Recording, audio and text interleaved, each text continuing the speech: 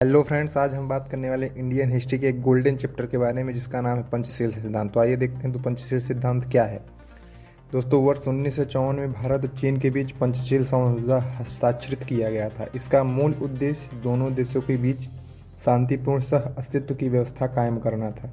प्रत्येक देश एक दूसरे की संप्रभुता और क्षेत्रीय अखंडता का परस्पर सम्मान करेंगे। यह इसका पंचशील सिद्धांत का पहला सिद्धांत था। दूसरा जो था, गैर आक्रमण का सिद्धांत अपनाया गया। इसके तहत तय किया गया कि कोई भी देश किसी दूसरे देश पर आक्रमण नहीं करेगा। तीसरा जो सिद्धांत था, समझौते पर हस्ताक्षर करने वाले देश एक दूसरे के आंतरिक मामलों में किसी भी प्रकार का हस्तक्षेप नहीं करेंगे। और चौथा जो महत्वपूर्ण सिद्धांत था, इसके तहत तय किया गया कि सभी देश एक दूसरे के साथ समानता का व्यवहार करेंगे तथा परस्पर लाभ के सिद्धांत पर काम करेंगे।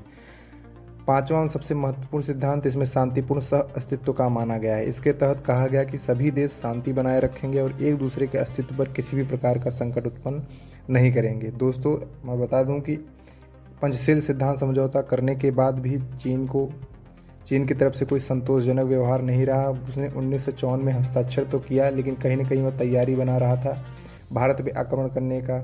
तिब्बत जो कल कहीं भारत का हिस्सा हुआ करता था, आज वो चीन के दायरे में आता है, क्योंकि जैसे ही 1962 में ये 8 साल के लिए किया गया था, 1954 से 1962, तो 1962 में जैसे ही पंचशील समझौता खत्म हुआ, उसी समय चीन ने भारत पर आक्रमण किया, तिब्बत के कई भाग को हथिया भी लिया। आज भी वह भाग चीन की अंदर आते हैं।